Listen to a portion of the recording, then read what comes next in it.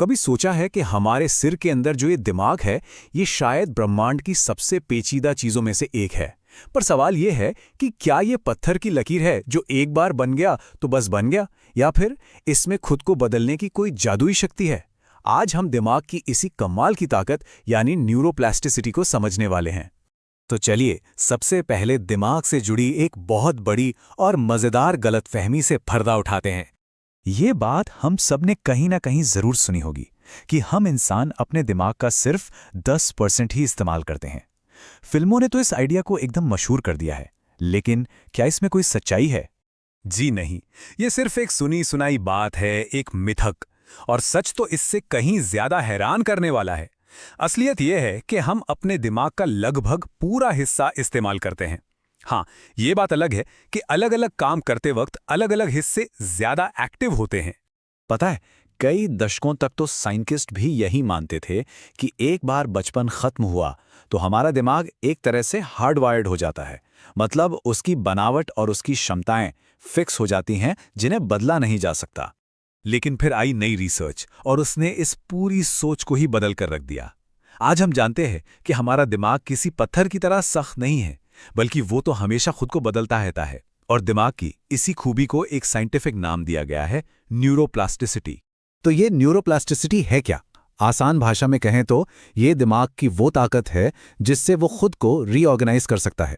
ये पूरी जिंदगी हमारे सीखने, हमारे तजुर्बों और यहाँ तक कि चोट लगने पर भी नए न्यूरल कनेक्शन बनाकर खुद को बदलता है। मतलब दिमाग पत्थर नहीं, गीली मिट्टी की तरह है, जिसे लगातार एक नया आकार दिया जा सकता है। और मजे की बात यह है कि यह आइडिया कोई बहुत नया नहीं है। देखिए, 1890 में ही महान साइकोलॉजिस्ट विलियम जेम्स ने लिखा था, प्लास्टिसिटी का मतलब है एक ऐसी संरचना जो किसी प्रभाव से बदलने के लिए काफी लचीली हो, लेकिन इतनी भी कमजोर ना हो कि एक ही झटके में टूट जाए। कितनी गहरी बात कही है। तो अब सवाल ये उठता है कि दिमाग आखिर खुद को बदलता कैसे है? असल में न्यूरोप्लास्टिसिटी के दो मेन तरीके हैं जिनसे हमारा दिमाग अपने काम करने का तरीका और अपनी बनावट तक बदल लेता है। पहला है स्ट्रक्चरल प्लास्टिसिटी। इसमें दिमाग न्यूरॉन्स के बीच के कनेक्शंस को मजबूत या कमजोर करके अपनी फिजिकल बनावट ही बदल लेता है। समझिए जैसे दिमाग का हार्डवेयर अपग्रेड हो रहा हो। और दूसरा है फंक्शनल प्लास्टिसिटी। इसमें अगर दिमाग का कोई हिस्सा चोट लगने से खराब हो जाए तो दिमाग उस हिस्से का काम किसी दूसरे हेल्दी हिस्से को सौंप देता है। मतलब काम पूरा करने के लिए एक नया रास्ता, एक नया रूट बना लेता है। अच्छा, ये सब सुनने में तो बड़ा कमाल का लगता है, पर क्या असल जिंदगी में इसके कोई सबूत हैं? बिल्कुल हैं। चलिए अब कुछ ऐसे जबरदस्त उदाहरण देखते हैं जो दिमाग की इस ताकत को साफ साफ दिखाते हैं। हमारी पहली केस स्टडी है लंदन के मशहूर टैक्सी ड्राइवरों पर हुई एक रिसर्च, जो स्ट्रक्चरल प्लास्टिसिटी का एक क्लासिक एग्जाम्पल है। इन ड्राइवरों को द नॉलेज नाम का एक बहुत मुश्किल टेस्ट पास करना होता है, जिसके लिए उन्हें लंदन की 25,000 सड़कों का पूरा नक्शा याद करना पड़ता है। सोचिए। और रिसर्च में पाया गया कि जो ड्राइवर सालों से ये काम कर रहे थे, उनका पोस्टीरियर हिप्पोकैम्पस यानी दिमाग का वो हिस्सा जो रास्तों और जगहों को याद रखता है, वो बाकी लोगों से काफ़ी बड़ा था। जी हाँ, इस्तेमाल करने से दिमाग का वो हिस्सा सच में फिजिकली बड़ा हो गया था। अब एक नज़र डालते हैं फंक्शनल प्लास्टिसिटी पर, खासकर ये देखने के लिए कि जब किसी को स्ट्रोक जैसी दिमागी चोट लगती है तब ये कैसे मदद करती है। जब चोट की वजह से दिमाग का कोई हिस्सा काम करना बंद कर देता है तो दिमाग हार नहीं मानता। उसके आसपास के जो हेल्दी हिस्से होते हैं वो धीरे धीरे उस खराब हिस्से का काम संभालने लगते हैं। दिमाग खुद को रीवायर करता है, जानकारी के लिए नए रास्ते बना लेता है ताकि काम न रुके। ये दिमाग का एक कमाल का बैकअप सिस्टम है। एक और बेहद हैरान करने वाला उदाहरण है फैंटम लिम्स का। ये वो सिचुएशन है जब किसी इंसान को अपने उस हाथ या पैर में सनसनी महसूस होती है जो असल में कट चुका है। देखिए, होता ये है कि दिमाग का जो हिस्सा उस कटे हुए अंग को कंट्रोल करता था वो अब खाली हो जाता है। अब दिमाग को खालीपन पसंद नहीं, तो आसपास के दूसरे हिस्सों के न्यूरॉन्स जैसे चेहरे को कंट्रोल करने वाले उस खाली जगह पर कब्जा कर लेते हैं।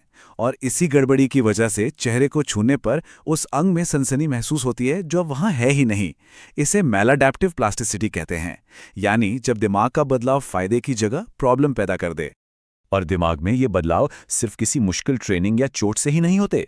जरा इस चार्ट पर नजर डालिए। ये दिखाता है कि कैसे रोज की एरोबिक एक्सरसाइज हमारे प्रीफ्रंटल कॉर्टेक्स और हिपोकैम्पस में ग्रे मैटर को बढ़ाती है, और ये दोनों ही हिस्से हमारी याददाश्त और सही गलत का फैसला करने के लिए बहुत जरूरी हैं। तो इस सारी जानकारी का मतलब क्या निकलता है? हम इसका अपनी रोज की जिंदगी में क्या कर सकते हैं?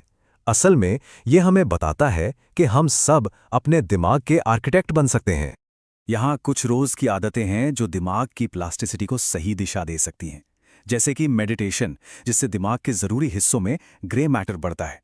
कोई नई भाषा सीखना या कोई म्यूजिकल इंस्ट्रूमेंट बजाना भी दिमाग के अलग अलग हिस्सों को मजबूत बनाता है। और जैसा हमने अभी देखा, फिजिकल एक्सरसाइज तो दिमाग में नए न्यूरॉन्स बनाने के लिए एक तरह से खाद का काम करती है। तो इस पूरी बातचीत का सबसे जरूरी सार यह है कि हमारा दिमाग पत्थर में तराशी हुई कोई मूर्ति नहीं है। ये तो गीली मिट्टी की तरह है, जिसे हमारे विचार, हमारे काम और हमारे अनुभव हर पल, हर लम्हा एक नया आकार दे रहे हैं। और ये सब हमें एक बहुत गहरे सवाल पर लाकर खड़ा कर देता है।